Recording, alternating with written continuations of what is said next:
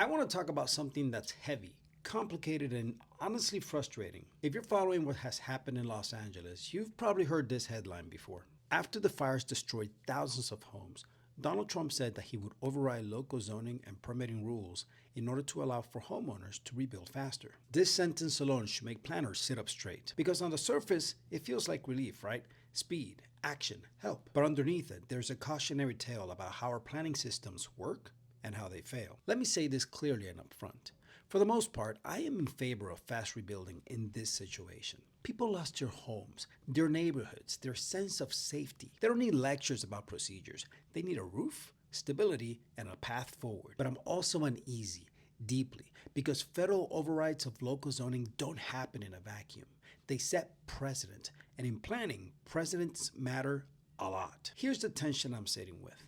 On one hand, the rigidity of local zoning and permitting in LA made an already catastrophic situation worse. On the other hand, having the federal government step in and say we're overriding local control should concern anyone who is concerned with long-term governance. Both things can be true at the same time, and that's what I want to unpack. First, let's talk about what actually slows rebuilding after disasters. Most people assume that it's red tape for the sake of red tape.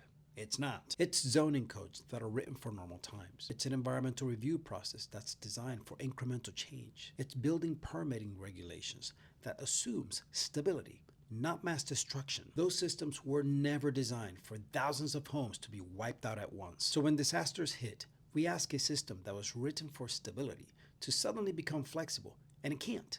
Not easily. In LA's case, homeowners are facing lengthy permit reviews, zoning nonconformities, and environmental rules that can't distinguish between new growth and replacement housing. Neighborhood-level restraints that were not written with fire-level recovery in mind. The result is that people who are trying to rebuild exactly what they lost are treated as people who are proposing to build something new.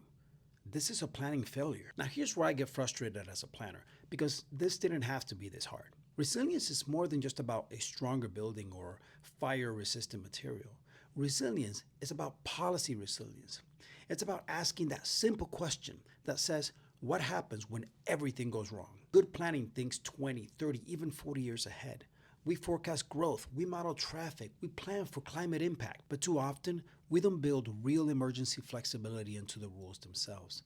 Instead, we rely on political intervention after the fact. That's backwards. So when Trump says he's overriding local zoning, this is what I see. Not politics, not optics.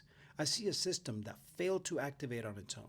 And when systems don't bend, power steps in to break them. That's the real risk. Let's talk about precedents for a second. If the federal government can override zoning here under extreme conditions, what defines extreme in the future? Who decides when local control no longer applies? Today is wildfire recovery. Tomorrow it could be housing shortages or infrastructure or something more political. Precedent doesn't just announce itself. It accumulates. That's why planners get nervous. But, and this matters, I don't think the takeaway from this should be never override.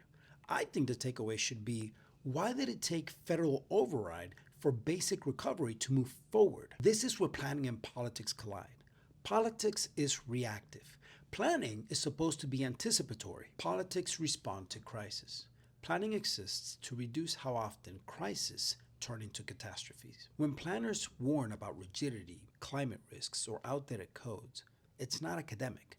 This is what we're talking about. And to local politicians watching this, especially those in fire-prone, flood-prone, and climate-vulnerable areas, this is your warning shot. If your comprehensive plan does not include emergency flexibility language, you're not prepared. If your zoning code cannot distinguish between speculative development and disaster recovery, you're not prepared. If rebuilding requires heroics instead of procedures, you're not prepared. This is also a message for residents. Zoning is an abstract and planning is not theoretical. When disaster hits, these documents get to decide how fast you can come home. That's why public involvement matters before emergencies happen, not after. This conversation isn't about using your laws as a policy example. It's about acknowledging that the system should have served you better. No one should have to navigate institutional rigidity while grieving. So where do we go from here? I think the answer is not federal governance or local paralysis. I think it's smarter planning. Plans that include automatic disaster response triggers, codes that allow temporary waivers without some form of political theatrics, clear pathways for rebuilding that activate the moment an emergency is declared. Not improvisations, not overrides. Design. This moment should force reckoning, not just about LA, not just about Trump, but about whether our planning systems are truly designed for the future we keep saying is coming. Because climate-driven disasters are not outliners anymore. So maybe the real question is not who overrules who. Is this: if planning is about thinking ahead, why are we so surprised when the future arrives? If you're a planner, a policymaker, or even someone who lives in a vulnerable area, this isn't theoretical. This is the work, and it starts now.